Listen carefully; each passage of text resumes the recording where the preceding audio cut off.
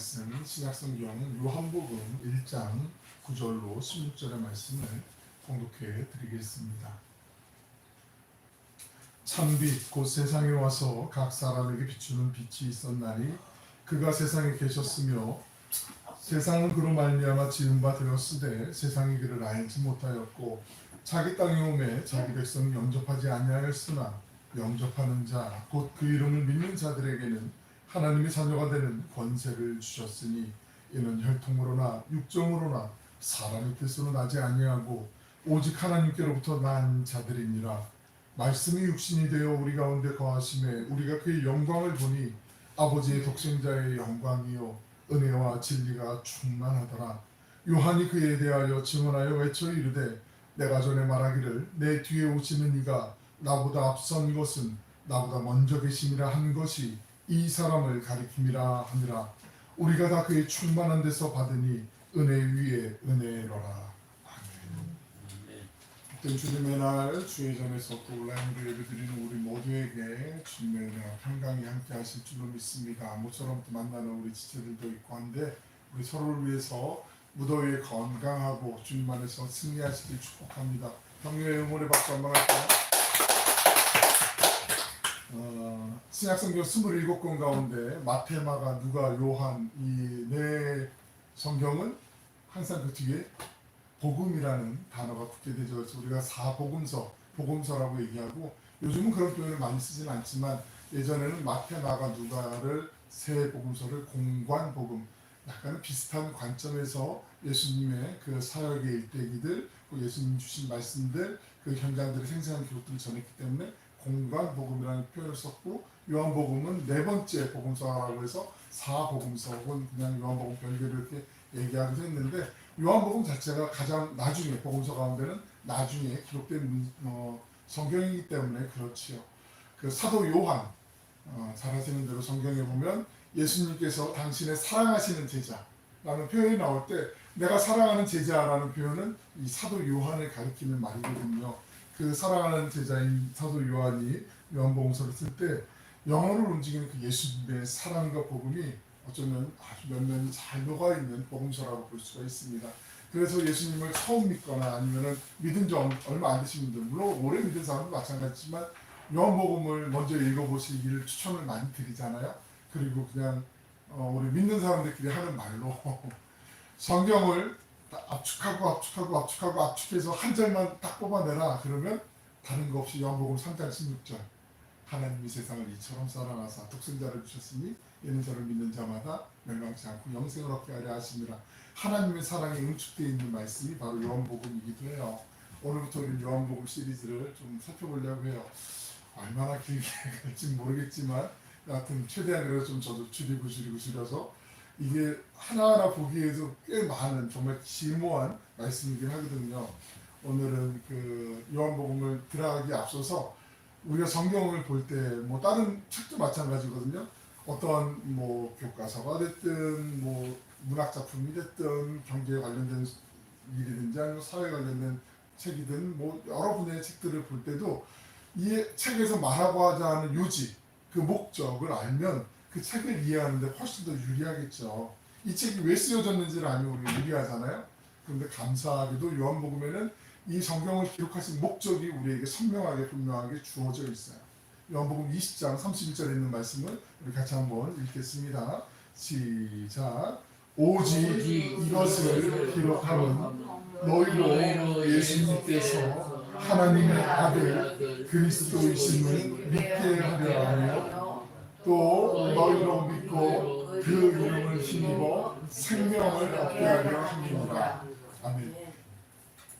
굉장히 중요한 말씀이에요. 이건 웬만하면 외우실 수 있도록 별표를 막 그려놓으시고 좀 넓게 해석하는 분들 중에 이 성경의 기록 목적이라고 그렇게 생각하는 분들도 있어요. 요한복음을 기록한 목적, 오직 이것을 기록함은, 이 요한복음을 기록함은 너희로 이 말씀을 읽고 듣고 함께 보는 모든 여러분에게 예수님께서 하나님의 아들, 바로 예수는 그리스도 메시아이심을 믿게 하려 하는 것. 예수가 그리스도이심을 믿는 것이 첫 번째 이유고, 두 번째는 예수님을 믿는 믿음에 힘입어 그 이름을 힘입어서 영원한 생명을 얻게 하려고 하는 것. 이것이 요한복음을 기록한 목적이라고 우리에게 말씀하고 있어요. 이게 목적이니까 이 목적을 잘 기억하시고 요한복음을 읽어가시면 요한복음을 이해하시는데 훨씬 유익하겠죠? 그죠? 저만 그런가요? 그런 거 아실 거예요? 이 목적이 되게 중요해요. 그래야 요한복음을 읽으실 때, 왜냐하면 아까도 저도 말씀드렸지만 요한복음이 가장 후대에 쓰여진 복음서 가운데 가장 나중에 쓰여진 그 복음서거든요. 그때 당시에 물론 1세기 말에서 2세기가 들어가는 무렵이라고 우리가 추정하고 있는데, 이때 당시에 헬라의 사상과 그 히브리즘과 헤브라이즘과 헬레니즘, 그 서양 철학의 두 개의 그 큰 물줄기가 있다고 말씀드렸고, 헤브라이즘은 유대인들 중심으로 한 히브리인들의 어떤 독특한 하나님의 사상들이 흘러가고 있고, 또 하나는 그때 당시에 헬라 제국 로마의 영향을 받은 그 철학의 사조들이 지금도 오늘날 서양 철학의 어떤 이 두 가지 흐름이 물줄기가 큰 틀을 만들고 있는 것을 우리가 잘 알고 있어요. 헬라 시대의 사상 가운데 독특한 것 중에 하나가 그 영지주의라는 것인데, 잘 아시지만 보이는 것, 물질적인 것은 좀 가능한 것이고 보이지 않는 정신이나 영혼이나 이런 것은 아주 고상한 것이고, 이런 이분법적인 생각을 갖고 있어요. 성경에도 그런 표현들이 많이 나타나 있어요. 그래서 몸과 혼과 영을 구분하는 것도 많이, 삼분법적인 사고도 있고, 바울사도의 표현을 보면 이분법적으로 영과 육, 그 영과 혼 뭐 이렇게 구분하는 표현들도 종종 등장하는 게, 이때 당시의 시대적인 풍조가 로마의 문화권에 있었기 때문에, 헬라의 문화권에 있었기 때문에 자연스럽게 성경뿐만 아니라 그때 당시에 발견되는 다른 어떤 책들에도 많이 그런 기록들의 흔적들이 나타나 있어요. 오늘 요한복음 처음에 보시면 태초에 말씀이 계시니라라고 말씀하는데, 제가 1절부터 3절까지 있는 말씀 좀 읽어드릴 테니까 눈으로 한번 따라와 보세요. 태초에 말씀이 계시니라. 이 말씀이 하나님과 함께 계셨으니 이 말씀은 곧 하나님이시니라. 그가 태초에 하나님과 함께 계셨고 만물이 그로 말미암아 지은 바 되었으니 지은 것이 하나도 그가 없이는 된 것이 없느니라. 요한복음 1장 1절부터 18절까지 있는 말씀이 어떤 전체의 서론과도 같은 부분이거든요. 이 서론에서 강조하는 것 단어가 세 가지가 있어요. 말씀, 첫 번째 말씀이라는 단어가 있고요. 그 다음엔 빛으로 오신 생명이 되신 예수 그리스도, 그리고 세 번째는 우리 사람의 몸을 입고 인간의 몸을 입고 이 땅에 오신 성육신하신 예수님, 말씀으로 이 땅에 오신 예수님, 그리고 빛이 되신, 생명의 빛이 되신 예수님, 그리고 사람의 몸을 입고 하나님의 본체이지만 사람의 몸을 입고 이 땅에 오신 예수님, 이 세 가지의 단어가 1절부터 18절까지 설명이 되어 있거든요. 오늘 다른 거는 잊으셔도 요한복음이 기록된 목적, 예수님께서 이 땅에 오신 메시아 그리스도이시고 하나님의 아들이시고 우리를 통하여서 그분을 믿는 믿음 안에서 우리에게 영원한 생명을 주려 하기 위해서 이 말씀을 기록하였다라는 이 기록 목적과, 예수님은 말씀이셨고 그리고 그분은 바로 우리의 생명의 빛이 되시고 그분은 사람의 몸과 똑같은 몸으로 성육신하셔서 이 땅에 오셨다. 요 세 가지의 단어, 요것을 기억하시면 뭐 시험을 봐도 100점이에요. 오늘은 요거 꼭 기억하시고 염두하시고 오늘 말씀은 좀 단어를 중심으로 풀어보려고 해요. 말씀이라는 단어가 그 헬라어로는 로고스라는 단어거든요. 로고스 많이 들어보셨잖아요. 로고스라는 단어는 진리, 참으로도 번역이 되거든요. 근데 말씀으로 번역이 돼요. 하나님의 태초에 천지를 뭐로 창조를 하셨죠? 그죠? 말씀으로 창조하셨잖아요. 태초에 맨 처음이라는 표현이 창세기 1장 1절에 나오고요. 그리고 요한서신에, 요한복음에 나오고 요한일서에 나오지만 그 처음이라는 단어가 중요한데, 왜 지금 여기에서 태초라는 말씀을 강조를 하는지 요걸 좀 설명을 드리려고 해요. 예수님이 말씀, 로고스로 오셨다. 이 말씀은 참이나 진리로도 번역이 된다고 말씀드렸는데, 성경 이외에 그때 당시에 다른 문헌들에도 보면 로고스라는 단어가 많이 사용이 돼요. 가장 최고의 지고지상한 아주 최고의 선함, 최고의 진리를 표현할 때 종종 로고스라는 단어를 같이 쓰기도 해요. 일반 사람들이 볼 때도 로고스 그럼 그거 최고지, 뭐 짱이지, 으뜸이지 이렇게 생각할 때 로고스라는 말을 많이 쓰기도 했단 말이죠. 그 배경을 알고 이 로고스라는 말, 말씀으로 번역된 단어를 볼 필요가 있어요. 태초에 하나님, 이 말씀이신 예수님이 함께 계셨다라는 표현은 잘 들으셔야 돼요. 조심히 안 되고 귀를 조금 세우시고 잘 보셔야 돼요. 만약에 여기가 이제 태초예요. 창세기에서 말씀하는 태초, 하나님이 세상을 천지를 만드신 태초가 있어요. 그 태초가 있는데 이 태초에 하나님이 말씀으로 명령하시자 빛도 생기고 뭐 사람까지 다 생기게 되죠. 여섯째 날까지 다 창조가 되잖아요. 근데 이 말씀이 있기 이전에 하나님이 계셨죠. 그죠? 예. 상식적으로 봤을 때 하나님이 계셔야 천지를 만드실 거 아니에요. 그러니까 지금 이 1절부터 요한복음 1절부터 3절까지 주시는 말씀에 그 강조하는 점은 뭐냐면 그 태초는 우리가 창세기 천지를 아름답게 만드셨을 때 그 엿새 동안에 그 창조하신 그 창조의 태초로 표현된 그 태초보다 더 앞선 곳, 앞선 시간과 앞선 곳에 말씀이신 예수님께서 이미 하나님과 함께 계셨음을 강조하기 위해서 쓴 표현이에요. 그러니까 여기에서 얘기하는 그 태초는 창세기 1장에서 말씀하신 그 태초보다 훨씬 더 앞선, 그러니까 맨 처음에 하나님이 계실 때, 그때는 우리가 언제인지 가늠하지 못하죠. 하나님이 천지를 만드셨을 때도 우리가 못 봤잖아요. 요백에 하나님 물어보시잖아요. 너 내가 얼음창고를 만들었을 때 너 그때 어디 있었는지 알아? 이게 어디 있는지 알아? 하나님 물어보시거든요. 우리는 몰라요. 요한은 인간이기 때문에. 하지만 나중에 하나님의 나라 갔을 때 그 궁금함들은 하나님이 한 번에 다 알 수 있도록 깨우쳐 주시겠지만, 하나님 지금 요한복음을 통해서 요한복음을 읽는 사람들, 우리가 흔히 독자라고 얘기하는 그 요한복음을 읽는 그 제자들도 있을 거고, 예수님을 처음 믿는 사람들도 있을 거고, 뭐 여러 사람들이 있을 텐데, 그 사람들에게 그 태초, 우리가 생각하는 그 천지가 만들었을 그 태초 이미 이전부터 하나님이 계셨고, 그 하나님과 함께 예수님이 말씀으로, 그때 당시에 사람들, 당신들이 생각하는, 믿지 않는 사람들이 생각하는 최고의 가장 위대한 그 형태로 하나님이 계셨다, 예수님이 계셨다, 그분이 바로 말씀이시다라고 지금 말씀하고 있는 거예요. 그러니까 요거를 잘, 이 개념을, 이게 어려운 개념이긴 하거든요. 근데 제가 지금 여러분 표정을 보니까 되게 잘 이해하시는 것 같아요. 그래서 얼마나 감사한지 모르겠어요. 이 말씀이 예수님이시라는 거, 그 하나님과 함께 계셨음을 요한이 지금 강조를 하고 싶어요. 이게 이해가 되지 않으면 예수님이 말씀이 육신이 되어 이 땅에 오셨다라는 것도 그런 거짓말을 어떻게 만들어낸 지어낸 얘기를 갖고 우리를 속이려고 해, 이렇게 흘러갈 수 있거든요. 그러니까 이건 조금 이따가 또 한번 우리가 볼 텐데, 예수님께서 말씀으로 이 땅에 오셨다라는 거, 요거를 잘 기억하시면 좋겠어요. 말씀이라는 단어를 이제 하나님과 함께 예수님을 연결하는 하나의 단어로 사용하고 있어요. 두 번째, 빛이신 하나님에 대해서 말씀하고 있어요. 우리 4절 5절에 있는 말씀 같이 한번 읽어보겠습니다. 시작. 그 안에 생명이 있었으니 이 생명은 사람들의 빛이라. 빛이 어둠에 빛이 돼 어둠이 깨닫지 못하더라. 말씀이신 그분 안에 생명이 있었다라고 말씀하세요. 그러니까 생명은 빛이 되는 거라고 보시면 되죠. 그런 반대가 되는 어둠은 죽음일 수밖에 없는 거죠.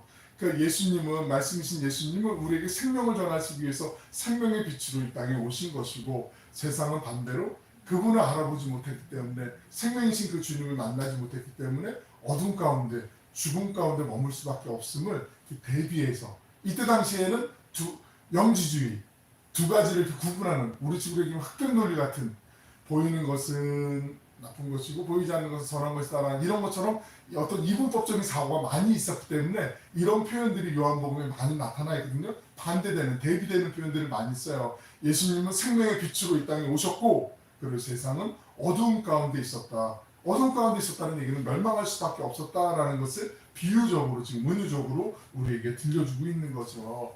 마치 그런 거죠.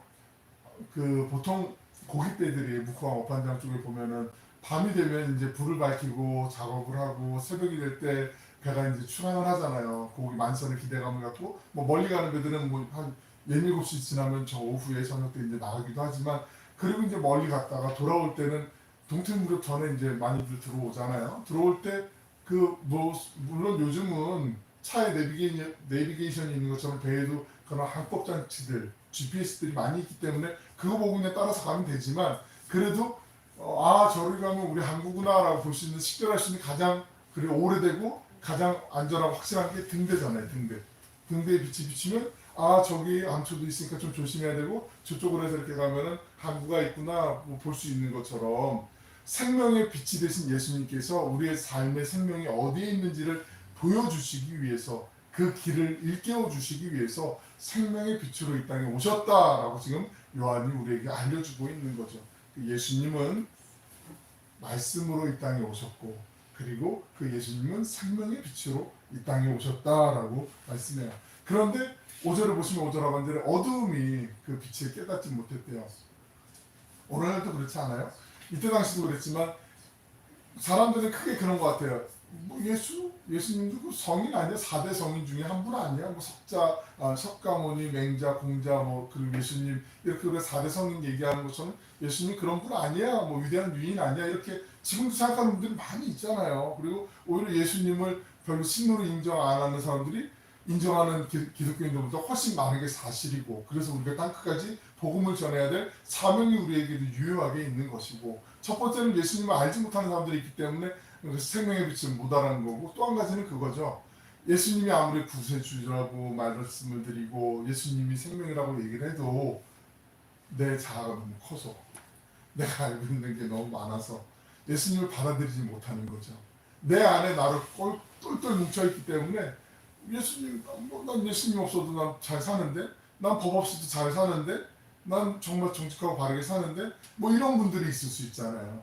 그런 것 때문에 예수님을 빛으로 인정하지 못하고 받아들이지 못해요. 그래서 하나님께서 세상에 예수님이 빛이심을 증거하기 위해서 또 다른 사명을 가진 사람을 보내게 되죠. 그 사람이 바로 세례 요한이에요. 세례 요한.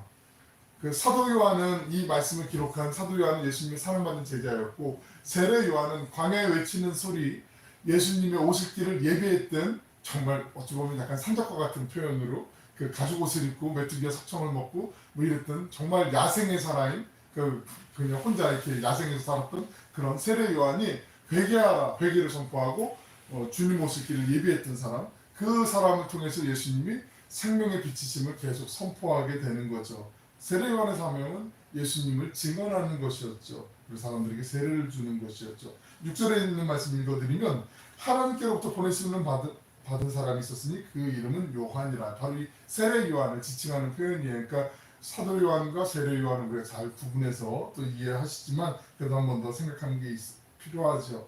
세상에 생명이 이르기를 원하는 그 주님께서, 하나님께서 언제나 변함없이 사람들에게 그 말씀의 빛을 비춰주세요. 생명의 빛을 비춰주세요. 그런데 그 빛을 받아들이는 사람도 있고 그 빛을 거부하는 사람도 있고, 뭐 천양지차잖아요. 사람들의 마음은 서로 다를 수밖에 없었어요. 그렇다면 이 빛이 어떻게 되었을까? 10절부터 13절까지 나와 있는데 좀 기니까 제가 읽어드릴 테니까 한번 눈으로 한번 따라와 보세요. 그가 세상에 계셨으며 세상은 그로 말미암아 지은 바 되었으되, 예수님을 말씀하는 거죠. 말씀이신 예수님, 빛으로 오신 예수님. 세상이 그를 알지 못하였고 자기 땅에 오매 자기 백성이 영접하지 아니하였으나, 예수님이 이 땅에 오셨지만 그 이 땅의 주인 되신 예수님을 영접하지 않았다고 말씀하여, 영접하는 자, 곧 그 이름을 믿는 자들에게는, 예수님을 믿는 사람들에게는 하나님의 자녀가 되는 권세를 주셨으니, 이는 혈통으로나 육정으로나 사람의 뜻으로 나지 아니하고 오직 하나님께로부터 난 자들이니라 라고 말씀하고 있어요. 예수님이 세상에 계셨어요. 아니, 오셨어요. 예수님이 더구나 그분은 세상을 만드신, 말씀으로 이미 태초부터 계셨던 하나님이시고 세상의 주인이라는 거죠. 만들었으니까 그 만드는 것의 주인이 되는 거죠. 내가 만약에 무슨 밥을 지었어요. 그럼 이 밥은 내가 지은 거니까 그러니까 내 거잖아요. 그런 것처럼 세상을 하나님이 만드셨어요. 예수님이 만드셨어요. 세상의 주인이 하나님이신 예수님이시란 말이죠. 예수님이 이 땅에 오셨는데 사람들이 그분을, 주인 되신 그분을 몰라보고 있다라는 거죠. 영접하지도 않았다라는 거죠. 앞서 말씀드린 것처럼 한 두 가지의 이유가 있을 거예요. 그분이 주인이신 걸 사람들이 몰랐기 때문에 그럴 수 있는 거고, 또 하나는 예수님 아닌 다른 주인이 내 마음에 있기 때문에 그런 거죠. 우상을 숭배한다든지 내가 나의 주인이든지, 야, 신을 믿느니 차라리 내 주먹을 믿지, 뭐 이런 사람들이 있는 것처럼 그런 내 자아가 있기 때문에 예수님을 인정하지 못하고 받아들이지 못하는 그런 상황들이 있었고, 오늘날도 있잖아요. 마찬가지잖아요. 놀랍게도 그런데 그 예수님을 주인으로, 주님이 나의 그리스도이십니다, 주님이 나의 주님이십니다라고 영접하는 사람들이 있었어요. 그런데 이게 그 사람이 뭐 잘나서 뭐 다른 종교에서 얘기하는 것처럼 무슨 공덕을 많이 쌓아서 그래서 되는 게 아니라, 이런 혈통으로나 육종으로나 나지 아니하고 하나님으로부터 난 사람들이라고 말씀하는 거죠. 여기 계신 우리 모두는, 함께 예배드리는 우리 모두는 어찌 보면 그런 맥락에서 보면 상당히 복을 많이 받은 사람들이에요. 이게 믿겨지지 않으시죠? 실감이 안 나시죠? 우리가 만약에 뭐 무슬림들처럼 하루에 5번씩 돌아가신 분이 있는 무덤을 향해서 그 사우디아라비아를 향해서 지도 무슨 이렇게 GPS 펴놓고 나침반 펴놓고서 이렇게 계속 메카를 향해서 절을 하고 기도를 안 해도 되는 게 얼마나 감사한지 잘 모르시죠. 그 사람들 그 라마단 기간 되면은 자발적인 금식이 아니라 어쩔 수 없이 해 뜨기 전부터 이제 밥 많이 먹고 해 뜰 때는 아무것도 안 먹고 물만 마시다가 해진 다음에 또 허기진 걸 계속 채우고 그래서 위장병 생기고 막 이런 라마단 기간도 있고, 물론 무슬림은 그런 게 아니죠. 뭐 엉뚱하게 사람인데 사람이 신이라고 추앙하면서 거기에 빠져가지고 온갖 가산을 다 탕진하고, 정말 지금도 그 안타까운 길을 걷고 있는 사람들이, 그 불쌍한 영혼들이 얼마나 많이 있어요. 상대적이긴 하지만 우리가 예수님을 구주로 영접할 수 있고 하나님의 자녀가 되는 것은 정말 아무런 공로 없이 하나님의 그냥 전적인 은혜로 주어진 거잖아요. 우리가 그거를 늘 언제나 생각해야 돼요. 그렇지 않으면 우리도 교만해서 사람인지라 자꾸 우리 자아가 내가 그래도 받을 만하니까 받았지, 받을 만하게 뭘 받을 만해. 저 스스로 되돌아봐도 아무것도 없어요. 아무것도. 그냥 하나님의 은혜야. 그냥 한량없는, 감당할 수 없는 그 은혜를 그냥 하나님 부어주셔서 아 주님 감사합니다, 감사할 뿐입니다라고 고백할 수밖에 없는 거죠. 우리가 이 부분은 요한복음을 보시면서 계속해서 앞으로 또 더 깊이 또 나눌 수 있는 부분이기 때문에 요건 요 정도까지만 좀 말씀을 나누려고 해요. 그러니까 어쩌면 요즘 우리 전도하기 힘들다, 세상 참 어렵다 얘기하지만, 우리 권사님 아까 기도하신 것처럼 수동과 고모라 때보다 더 악해진 세상, 본래 세상이 악했어요. 본래 예전에도 악했고 지금도 악하고 주님 오실 때까지 악할 수밖에 없어요. 그게 세상의 본성이에요. 본능이에요. 더 잔악해지고 더 사악해지고 더 교묘해지죠. 뒤통수 치는 거 더 많죠. 그러니까 사람은 그냥 우리가 기도해야 될 대상이라는 거, 그거 하나만 확실하게 가지면 돼요. 심지어는 형제 간에도 가족들 간에도 뭐 얼마 안 되는 돈 때문에 등 돌리고 배신하고 빚을 꽂는 일도 비일비재한 게 드라마의 소재가 아니라 현실에서 일어나고 있는 상황들이잖아요.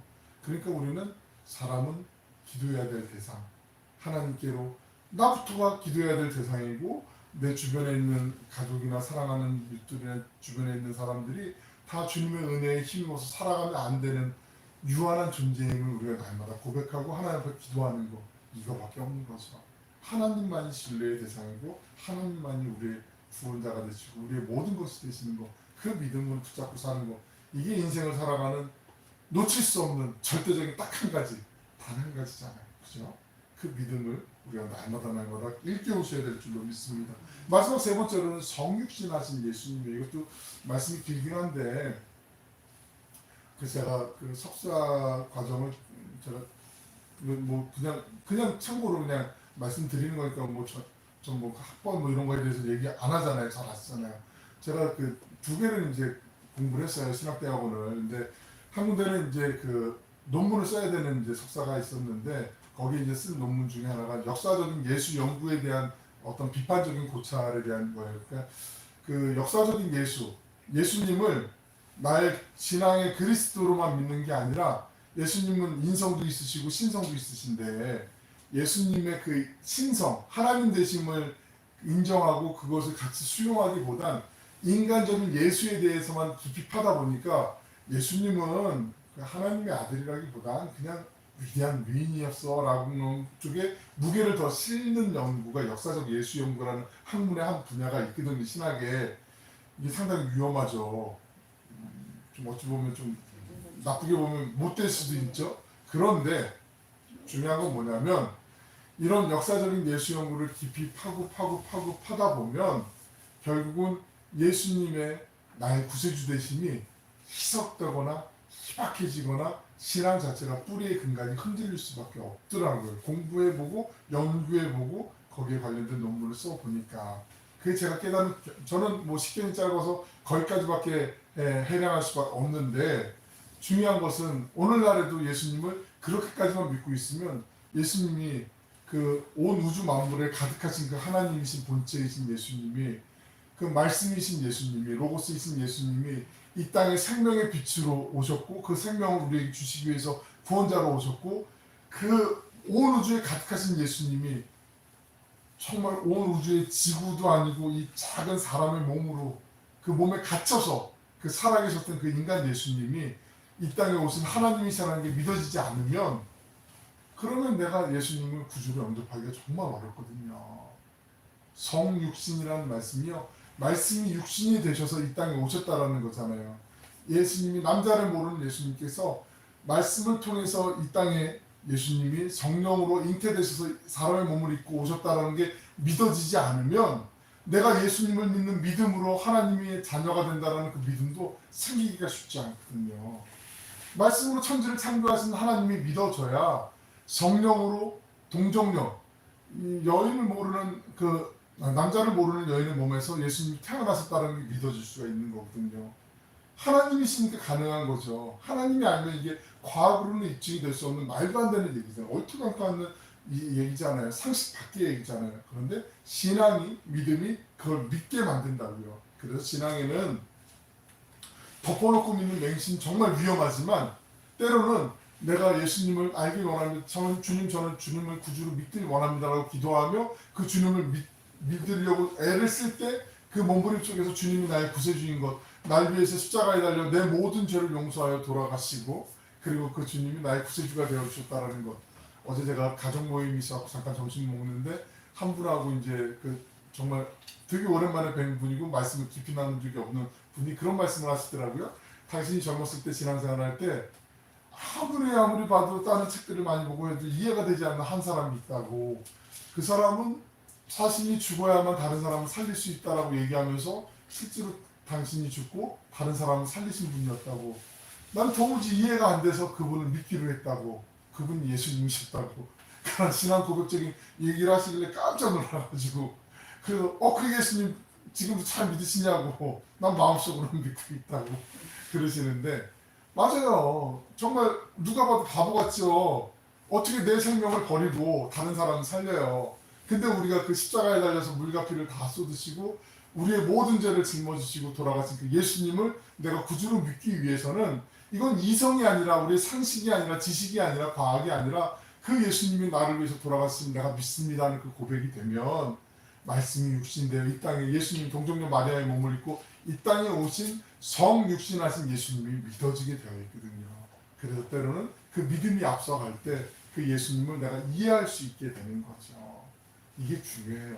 그러니까 신앙의 어떤 극단, 무조건 덮어놓고 믿는 것도 되게 위험한 거고 그럼 엉뚱한 곳으로 갈 수 있고 오히려 신천지 같은 데 빠지기 쉬운 분들이 그런 분들이거든요.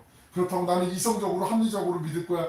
논리를 따지기 전에 때로는 예수님이 나를 위해 돌아가셨다라는 거, 그 나의 구세주가 되신다라는 거, 이 믿음의 기초 위에 말씀을 차근차근 이끌어가면 훨씬 더 건강한, 유익한 신앙이 될 수 있다라는 거. 이것을 강조하고 싶어서 말씀을 드리는 거예요.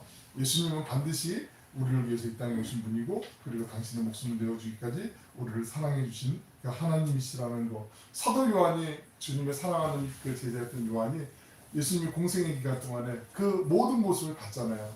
예수님의 따스한 음성, 몸이 아픈 사람을 고쳐주시고 마음이 힘든 사람을 위로해 주시고 살려주시고 구원해 주셨던 그 모든 사건들을 사도 요한이 보았잖아요. 때로는 더러운 귀신을 예수님이 명하셔서 쫓아내기도 하시고 많은 사람들의 그 굶주림도 해결해 주셨던 그 예수님, 그리고 그 요한은 예수님에게서 하나님의 영광, 그 가득한 압도되는 그 영광을 바라보게 되는 거죠. 그래서 아버지의 독생자의 영광이요 은혜가 진리가 충만한 영광이라고 그렇게 말씀하고 있는 거죠. 예수님은 빛을 비춰주는 거울이 아니라 그냥 영광, 은혜, 그 압도되는 은혜 그 자체이셨다라는 거죠. 그리고 언제나 누구에게나 그 은혜를 베풀어 주시길 원하시는 분이셨잖아요. 진리로도 충만한 분이었잖아요. 16절에 있는 말씀을 같이 한번 읽어보실까요? 16절 말씀 시작. 우리가 다 그의 충만한 데서 받으니 은혜 위에 은혜로라. 은혜 위에 은혜라는 말이 마치 폭포를 생각나게 해요. 폭포 아시죠? 큰 폭포든 작은 폭포든 폭포물이 멈추지 않잖아요. 폭포물이 한번 쏟아졌는데 또 쏟아지고 또 쏟아지고 반복하는 것처럼 그 폭포수가 주님의 은혜가 이런 은혜라는 거죠. 그냥 거침없이 끊임없이 계속해서 한량없이 쏟아지는 그 은혜와 같다라는 것.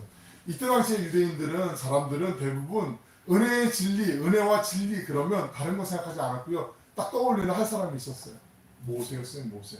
하나님의 압도되는 그 은혜와 진리를 충만하게 그 누렸던 사람. 하나님을 대면했는지는 모르겠어요. 감히 하나님 앞에 고개를 들고 나아갈 수 없었기 때문에. 하지만 그 모세와 같은 사람은 아무도 없죠라고 얘기했는데 하나님이신 예수님이 바로 그 은혜와 진리 충만한 그 자체이셨잖아요. 그래서 그 말씀을 비교해서 얘기하는 거예요. 17절 18절에 있는 말씀 보시면 비교해 보시면 율법은 모세로 말미암아 주어진 것이요 은혜와 진리는 예수 그리스도로 말미암아 온 것이라 본래 하나님을 본 사람이 없으되 아버지 품속에 있는 독생하신 하나님이 나타내셨느니라. 모세는 그 하나님의 말씀을 그 율법을 우리에게 전달해 준 분이지만 그것도 대단한 분이지만 예수님은 그 하나님의 은혜와 진리 그 자체이시고 그분은 비교할 수 없는 대상이심을 다시 한번 말씀을 통해서 강조하고 있는 거죠. 태초부터 계셨던 그 하나님의 영광을 우리에게 들려주고 있는 거죠. 요한복음의 서론은 여기까지예요.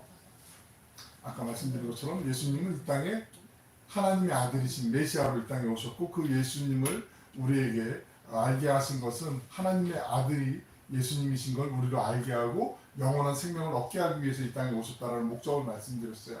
그리고 가장 선하신 예수님, 태초 맨 처음부터 말씀이신 그 로고스이신 예수님이 이 땅에 계셨고 생명의 빛을 주시기 위해서 이 땅에 오셨으며 그리고 사람의 몸을 입고 성육신하셔서 우리의 죄를 짊어지기 위해서, 왜냐하면 우리의 죄를 담당하기 위해서는 그 제물이 필요한데 나중에 보겠지만 그 제물이 되시기 위해서 말씀이 육신이 되어 이 땅에 우리의 몸을 입고 성육신하신 예수님이 바로 우리 곁에 오셨다.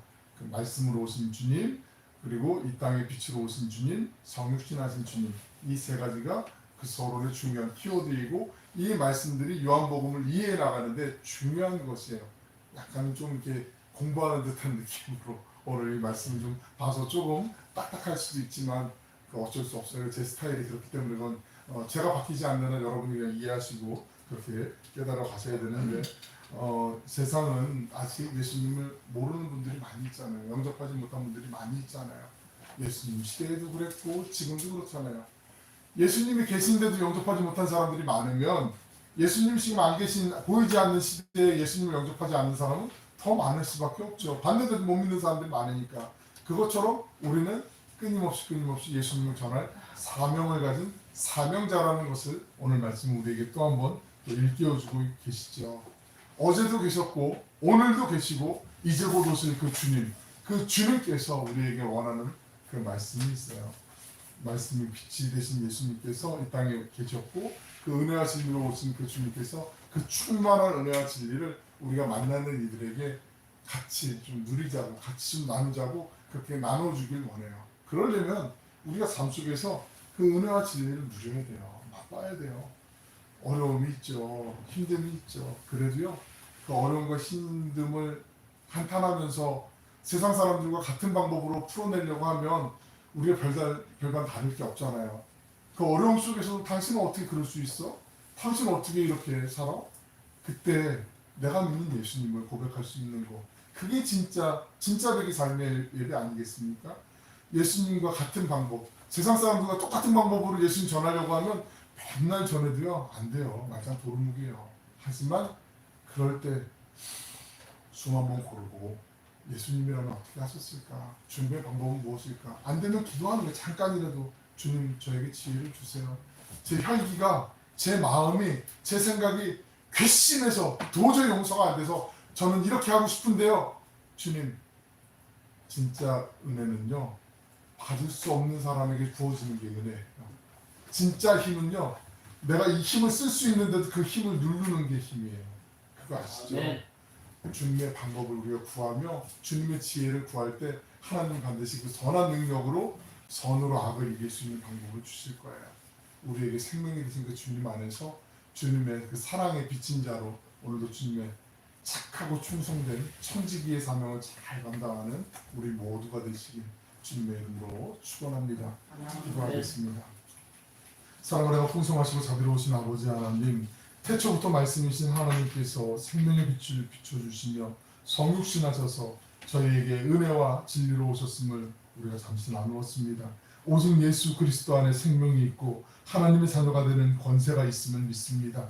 아무 공로나 자격이 없는 저희에게 이처럼 크신 은혜를 베풀어 주신 하나님의 마음은 아직 주님을 알아보지 못하고 영접하지 않은 우리 주변과 세상의 사람들도 예수 그리스도 안에서 영원한 생명을 얻고 하나님의 자녀가 되는 권세를 얻을 수 있도록 먼저 믿은 저희가 삶의 자리에서 힘쓰길 원하시는 줄로 믿습니다. 쉽게 넘어지고 낙심하는 연약한 인생이지만 저희 삶의 걸음마다 구원의 확신과 믿음의 지경이 넓